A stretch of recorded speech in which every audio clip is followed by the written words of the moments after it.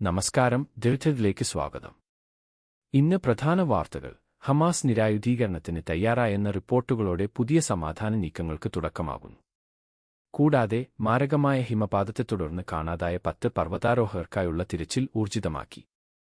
ഈ പ്രധാന വാർത്തകളോടെ ചരിത്രത ആരംഭിക്കുന്നു. അമേരിക്കൻ പ്രസിഡന്റായി തിരഞ്ഞെടുക്കപ്പെട്ട ഡൊണാൾഡ് ട്രംപ് പ്രഖ്യാപിച്ച ബോർഡ് ഓഫ് പീസ് എന്ന പുതിയ പ്രാദേശിക സമാധാന പദ്ധതിയുടെ ഭാഗമായി ആയുധം വെച്ച് കീഴടങ്ങാനുള്ള നിർദ്ദേശത്തിന് ഹമാസ് ഔദ്യോഗികമായി സമ്മതം അറിയിച്ചു. BBC റിപ്പോർട്ട് പ്രകാരം ഹമാസ് നേതൃത്വത്തിലെ മുതിർന്ന ഉദ്യോഗസ്ഥനാണ് ഇക്കാര്യം സ്ഥിരീകരിച്ചത്. ദീർഘകാലമായി തുടരുന്ന സംഘർഷത്തിൽ വലിയൊരു മാറ്റത്തിന് വഴിയൊരുക്കുന്നതാണ് ഈ തീരുമാനം. എന്നാൽ ആയുധം വെച്ച് കീഴടങ്ങുന്നതുമായി ബന്ധപ്പെട്ട സമയക്രമവും മേൽനോട്ടവും സംബന്ധിച്ച കാര്യങ്ങളിൽ ഇപ്പോഴും ചർച്ചകൾ തുടരുകയാണ്. ഈ പ്രഖ്യാപനം അന്താരാഷ്ട്ര തലത്തിൽ വലിയ ശ്രദ്ധയാകർഷിച്ചിട്ടുണ്ടെങ്കിലും ഇസ്രായേൽ സർക്കാർ ഇതുവരെ ഔദ്യോഗികമായി പ്രതികരിച്ചിട്ടില്ല. ഈ ആഴ്ച ആദ്യം അധികാരമേൽക്കാൻ പോകുന്ന ട്രംപ് ഭരണകൂടം പുറത്തിറക്കിയ ബോർഡ് ഓഫ് പീസ് പദ്ധതി മേഖലയിൽ പുതിയൊരു സുരക്ഷാ ക്രമീകരണം ലക്ഷ്യമിട്ടുള്ളതാണ്. ഈ കരാർ നടപ്പിലായാൽ അത് മിഡിൽ ഈസ്റ്റിലെ ഭൗമരാഷ്ട്രീയ സാഹചര്യത്തെ തന്നെ മാറ്റിമറിക്കുമെന്ന് നിരീക്ഷകർ വിലയിരുത്തുന്നു. അതേസമയം ആയുധം വെച്ച് കീഴടങ്ങൽ പ്രക്രിയ യാഥാർത്ഥ്യമാക്കുന്നതിലും അത് പരിശോധിക്കുന്നതിലും വലിയ രാഷ്ട്രീയ, പ്രായോഗിക തടസ്സങ്ങൾ നിലനിൽക്കുന്നുണ്ടെന്നും വിദഗ്ധർ ചൂണ്ടിക്കാട്ടുന്നു. ജെറുസലേമിൽ നിന്നുള്ള ഔദ്യോഗിക പ്രതികരണങ്ങൾക്കും സമാധാന പദ്ധതിയുടെ തുടർനടപടികൾക്കുമായി ജഡ്ജത നിരീക്ഷണം തുടരുകയാണ്. പാകിസ്ഥാനിലുണ്ടായ വൻ ഹിമപാതത്തിൽ പ്രമുഖ പർവ്വതാരോഹകൻ ഉൾപ്പെടെ 10 പേരെ കാണാതായതായി റിപ്പോർട്ട്. റെക്കോർഡ് നേട്ടങ്ങളിലൂടെ ലോകശ്രദ്ധ നേടിയ നിർമ്മൽ പുർജിയും കാണാതായവരിൽ ഉൾപ്പെടുന്നുവെന്നാണ് വിവരം. BBCയും അൽ ജസീറയും റിപ്പോർട്ട് ചെയ്യുന്നത് പ്രകാരം അപകടത്തിൽപ്പെട്ട സംഘത്തിൽ ഒരു അമേരിക്കൻ പൗരനും ഒരു ചൈനീസ് പൗരനും ഒരു ഒമാനി പൗരനും 5 നേപ്പാളി പർവ്വതാരോഹകരും ഉൾപ്പെടുന്നു. പ്രാദേശിക ഭരണകൂടം തിരച്ചിൽ, രക്ഷാപ്രവർത്തനങ്ങൾ ആരംഭിച്ചെങ്കിലും മോശം കാലാവസ്ഥയും ഉയർന്ന പ്രദേശമായതും രക്ഷാപ്രവർത്തനത്തിന് തടസ്സമാകുന്നുണ്ട്.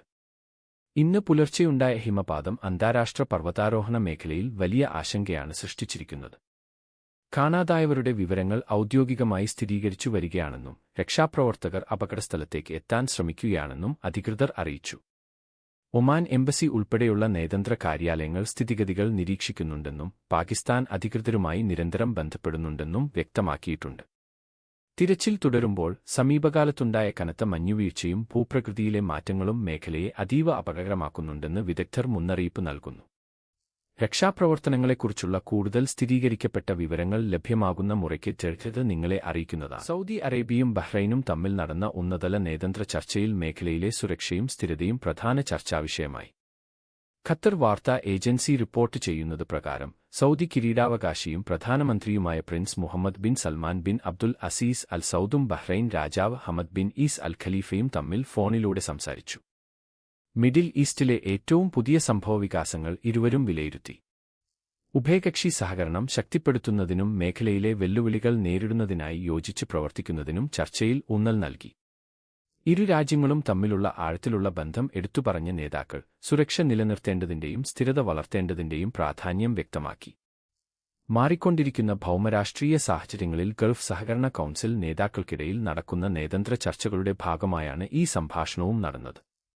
മേഖലയിലെ സുരക്ഷാ കാര്യങ്ങളിൽ ഏകീകൃതമായ സമീപനം ഉറപ്പാക്കാൻ റിയാദും മനാമയും പ്രതിജ്ഞാബദ്ധമാണെന്ന് ഈ ഫോൺ സംഭാഷണം വ്യക്തമാക്കുന്നു. ചർച്ചയിലെ വിശദാംശങ്ങൾ പുറത്തുവിട്ടിട്ടില്ലെങ്കിലും സങ്കീർണമായ പ്രാദേശിക വിഷയങ്ങളിൽ ഇരു രാജ്യങ്ങളും തമ്മിലുള്ള തന്ത്രപരമായ പങ്കാളിത്തം ഈ കൂടിക്കാഴ്ചയിൽ പ്രതിഫലിക്കുന്നുണ്ട്. മേഖലയിൽ സമാധാനം നിലനിർത്തുന്നതിനും ദീർഘകാലാടിസ്ഥാനത്തിലുള്ള സമാധാന ശ്രമങ്ങൾക്കും ഇരു രാജ്യങ്ങളും തമ്മിലുള്ള സഹകരണം തുടരുമെന്ന് ഉറപ്പിച്ചു പറഞ്ഞാണ് സംഭാഷണം അവസാനിച്ചത്. ധഡ്രതിനു വേണ്ടി റിപ്പോർട്ട്. വടക്കൻ ആഫ്രിക്കൻ പ്രദേശമായ സ്യൂട്ടയിലേക്ക് സ്പാനിഷ് സൈന്യത്തെ വിന്യസിച്ചു. കര, കടൽ മാർഗങ്ങളിലൂടെ അഭയാർത്ഥികളുടെ ഒഴുക്ക് വൻതോതിൽ വർദ്ധിച്ചതിനെ തുടർന്ന് അതിർത്തി സുരക്ഷ ശക്തമാക്കുന്നതിന്റെ ഭാഗമായാണ് നടപടി. BBC റിപ്പോർട്ട് പ്രകാരം വ്യാഴാഴ്ച മാത്രം 2000-നും 3000-നും ഇടയിൽ ആളുകളാണ് സ്പാനിഷ് അതിർത്തി കടന്നത്. ഇതോടെ പ്രാദേശിക സുരക്ഷാ സംവിധാനങ്ങൾ തകരുകയും മേഖലയിൽ വലിയ അരാജകത്വം ഉടലെടുക്കുകയും ചെയ്തു. അതിർത്തി കടക്കാൻ ശ്രമിക്കുന്നതിനിടെ കുറഞ്ഞത് 15 പേർ മുങ്ങിമരിച്ചതായാണ് വിവരം. നൂറുകണക്കിന് ആളുകൾ നീന്തിയും താൽക്കാലിക സംവിധാനങ്ങൾ ഉപയോഗിച്ചും തീരത്തെത്തുന്നതും മറ്റു ചിലർ കരമാർഗം അതിർത്തി ഗേറ്റുകൾ തകർത്ത് നഗരത്തിലേക്ക് കടക്കുന്നതുമായ ദൃശ്യങ്ങൾ പുറത്തുവന്നിട്ടുണ്ട്. അഭയാർത്ഥികളുടെ വരവ് വർദ്ധിച്ചതിനെ തുടർന്ന് മാഡ്രിഡിന്റെ സഹായം പ്രാദേശിക ഭരണകൂടം നേരത്തെ തന്നെ തേടിയിരുന്നു. എന്നാൽ സുരക്ഷാ സംവിധാനങ്ങൾ പരാജയപ്പെട്ടതോടെ സാഹചര്യം അതിവേഗം വഷളായി. കടലിൽ വെച്ച് പിടികൂടുന്ന അഭയാർത്ഥികളെ മൊറോക്കോയിലേക്ക് തിരിച്ചേക്കാൻ കഴിയില്ലെന്ന സുപ്രീം കോടതി വിധി മനുഷ്യക്കടത്ത് സംഘങ്ങൾ ദുരുപയോഗം ചെയ്യുന്നതായി സ്പെയിനിലെ ആഭ്യന്തര മന്ത്രാലയം ആരോപിച്ചു. ഈ നിയമപരമായ സാഹചര്യം മുതലെടുത്ത് അനധികൃത കുടിയേറ്റം പ്രോത്സാഹിപ്പിക്കാൻ സംഘങ്ങൾ ശ്രമിക്കുന്നുവെന്നാണ് സർക്കാരിന്റെ ആരോപണം. അതിർത്തിയിൽ സ്ഥിതിഗതികൾ നിയന്ത്രിക്കാനും നഗരത്തിലുള്ളവരെ കൈകാര്യം ചെയ്യാനും സൈന്യം ശ്രമിക്കുമ്പോൾ മേഖലയിൽ അതീവ ജാഗ്രത തുടരുകയാണ്. ഇത് ഈജിപ്തിലെ ദമിയേറ്റ് തുറമുഖത്ത് നങ്കൂരമിട്ടിരുന്ന 2 കപ്പലുകൾക്ക് നേരെയുണ്ടായ ഡ്രോൺ ആക്രമണത്തെ സൗദി അറേബ്യ ഔദ്യോഗികമായി അപലപിച്ചു. ഖത്തർ വാർത്താ ഏജൻസി റിപ്പോർട്ട് ചെയ്തതനുസരിച്ച് ഈജിപ്തിലെ വടക്കൻ തുറമുഖത്ത് കപ്പലുകളിൽ തീപിടുത്തത്തിന് കാരണമായ ഈ സംഭവത്തെ സൗദി ഭരണകൂടം ശക്തമായി അപലപിച്ചു. ഇത്തരം സുരക്ഷാ ഭീഷണികൾക്കെതിരെ ഈജിപ്ഷ്യൻ അറബ് റിപ്പബ്ലിക്കിന് സൗദി അറേബ്യ പൂർണ്ണ പിന്തുണ പ്രഖ്യാപിച്ചു. മേഖലയിലെ സമുദ്രഗതാഗതത്തിന്റെ സുരക്ഷയും സ്ഥിരതയും നിലനിർത്തേണ്ടതിന്റെ പ്രാധാന്യവും സൗദി വിദേശകാര്യ മന്ത്രാലയം ഊന്നിപ്പറഞ്ഞു. ഡ്രോണുകൾ എവിടെ നിന്നാണ് വന്നതെന്നോ കപ്പലുകൾക്ക് എത്രത്തോളം നാശനഷ്ടങ്ങൾ സംഭവിച്ചുവെന്നോ പ്രസ്താവനയിൽ വ്യക്തമാക്കിയിട്ടില്ല. എങ്കിലും പ്രധാന തുറമുഖങ്ങളുടെ സുരക്ഷ ഉറപ്പാക്കാൻ അന്താരാഷ്ട്ര സഹകരണം അനിവാര്യമാണെന്ന് സൗദി ചൂണ്ടിക്കാട്ടി. സംഭവത്തെക്കുറിച്ചുള്ള വിശദമായ റിപ്പോർട്ടോ കപ്പലുകളുടെ നിലവിലെ അവസ്ഥയോ ഈജിപ്ഷ്യൻ അധികൃതർ ഇതുവരെ പുറത്തുവിട്ടിട്ടില്ല. മെഡിറ്ററേനിയൻ തീരത്തെ വാണിജ്യ ലോജിസ്റ്റിക്സ് രംഗത്തെ സുപ്രധാന കേന്ദ്രമായ ദമിയേറ്റ് തുറമുഖത്ത് ഉണ്ടായ ഈ ആക്രമണം വലിയൊരു സുരക്ഷാ വീഴ്ചയായാണ് വിലയിരുത്തപ്പെടുന്നത്. ഈജിപ്ഷ്യൻ സുരക്ഷാ സേന അന്വേഷണം തുടരുന്ന സാഹചര്യത്തിൽ മേഖലയിലെ നിരീക്ഷകർ സംഭവത്തെ അതീവ ഗൗരവത്തോടെയാണ് വീക്ഷിക്കുന്നത്. തങ്ങളുടെ പ്രാദേശിക പങ്കാളികളുടെ പരമാധികാരത്തെയും സുരക്ഷയെയും ഭീഷണിപ്പെടുത്തുന്ന ഏത് നടപടിക്കെതിരെയും സൗദി അറേബ്യയുടെ ഉറച്ച നിലപാട് ആവർത്തിച്ചു. ധർനു വേണ്ടി റിപ്പോർട്ട്. അന്താരാഷ്ട്ര ഫുട്ബോൾ കലണ്ടറിന്റെ ഭാവി സംബന്ധിച്ച ചർച്ചകൾ തുടരുന്നതിനിടയിൽ വിവാദപരമായ പരിഷ്കരണ നിർദ്ദേശങ്ങളിൽ ഉറച്ചുനിൽക്കുകയാണെന്ന് ഫിഫ് വ്യക്തമാക്കി. സംഘടന വിലക്കെടുക്കാവുന്നതല്ലെന്നും ഫിഫ് അറിയിച്ചു. യൂറോപ്യൻ ഫുട്ബോൾ അധികൃതരിൽ നിന്ന് ഉയരുന്ന കടുത്ത സമ്മർദ്ദങ്ങൾക്കിടയിലാണ് ഫിഫയുടെ ഈ നിലപാട്. നിലവിൽ 4 വർഷത്തിലൊരിക്കൽ നടക്കുന്ന ലോകകപ്പ് 2 വർഷത്തിലൊരിക്കൽ നടത്താനുള്ള ഫിഫയുടെ തീരുമാനത്തിനെതിരെ ടൂർണമെന്റ് ബഹിഷ്കരിക്കുമെന്ന് യുവേഫ ഔദ്യോഗികമായി മുന്നറിയിപ്പ് നൽകിയതായി ബിബിസി റിപ്പോർട്ട് ചെയ്യുന്നു. എന്നാൽ ഈ ആശങ്കകളെ ഫിഫ പ്രസിഡന്റ് ജിയാനി ഇൻഫാന്റിനോ തള്ളിക്കളഞ്ഞു. കായികരംഗത്തിന്റെ അന്തസ് കളഞ്ഞു വാണിജ്യ താൽപര്യങ്ങൾക്ക് മുൻഗണന നൽകുകയല്ല, മറിച്ച് കായികരംഗത്തെ ആധുനികവൽക്കരിക്കാനും ആഗോള പങ്കാളിത്തം വർദ്ധിപ്പിക്കാനുമാണ് ചർച്ചകൾ ലക്ഷ്യമിടുന്നതെന്ന് അദ്ദേഹം വ്യക്തമാക്കി. പ്രമുഖ യൂറോപ്യൻ ലീഗുകളിൽ നിന്നും കോൺഫെഡറേഷനുകളിൽ നിന്നും എതിർപ്പുകൾ ഉയരുന്നുണ്ടെങ്കിലും തങ്ങളുടെ 211 അംഗ അസോസിയേഷനുകളിൽ നിന്ന് വ്യത്യസ്ത അഭിപ്രായങ്ങൾ സ്വരൂപിക്കാൻ ഈ ചർച്ചകൾ അനിവാര്യമാണെന്ന് ഫിഫ നിലപാടെടുക്കുന്നു. പിന്മാറ്റ ഭീഷണികൾക്ക് മുന്നിൽ വഴങ്ങില്ലെന്നും ഫുട്ബോളിന്റെ ദീർഘകാല നിലനിൽപ്പിനായി നിലവിലെ ഘടനയിൽ സമഗ്രമായ മാറ്റങ്ങൾ ആവശ്യമാണെന്നും ഫിഫ ആവർത്തിച്ചു.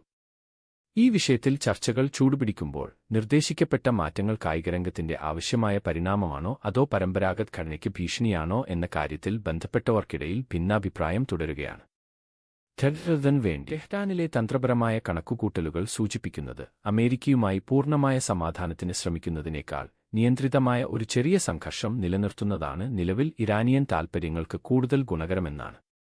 സൗദി അറേബ്യയുടെ പ്രതിസന്ധി അമേരിക്ക-ഇറാൻ യുദ്ധത്തിൽ നിന്ന് വിട്ടുനിൽക്കാൻ ശ്രമിക്കുമ്പോൾ എന്ന റിപ്പോർട്ട് പ്രകാരം അമേരിക്കൻ താൽപര്യങ്ങൾക്ക് മേൽ സമ്മർദ്ദം ചെലുത്താൻ തങ്ങൾക്ക് കഴിയുമെന്നും, എന്നാൽ അതേസമയം ഒരു സമ്പൂർണ്ണ യുദ്ധത്തിലേക്ക് കാര്യങ്ങൾ എത്തിക്കാതെ പ്രാദേശിക സംഘർഷങ്ങളെ കൃത്യമായി നിയന്ത്രിക്കാൻ സാധിക്കുമെന്നുമാണ് ഇറാനിയൻ നേതൃത്വം കരുതുന്നത്. തങ്ങളുടെ പ്രോക്സി ശൃംഖലകളെ ഉപയോഗിച്ചും കടലിലും ആകാശത്തും ലക്ഷ്യമിട്ടുള്ള പ്രകോപനങ്ങൾ സൃഷ്ടിച്ചും അമേരിക്കയുടെ നേരിട്ടുള്ള വലിയൊരു സൈനിക നടപടിക്ക് കാരണമാകാതെ തന്നെ തങ്ങളുടെ നിലപാട് ഉറപ്പിക്കാനാണ് ഇറാൻ ശ്രമിക്കുന്നത്. ഈ ഗ്രേ സോൺ തന്ത്രത്തിലൂടെ തങ്ങളുടെ പ്രാദേശിക സ്വാധീനം വർദ്ധിപ്പിക്കാനും നയതന്ത്രപരമായ വിട്ടുവീഴ്ചകൾക്ക് അമേരിക്കയെ നിർബന്ധിതരാക്കാനും കഴിയുമെന്ന് ടെഹ്റാൻ വിശ്വസിക്കുന്നു. എന്നാൽ ഈ നയത്തിൽ വലിയ അപകടസാധ്യതകളുണ്ടെന്ന് റിപ്പോർട്ട് ചൂണ്ടിക്കാട്ടുന്നു. പിഴവുകൾ സംഭവിക്കാനുള്ള സാധ്യത വളരെ കൂടുതലാണ്.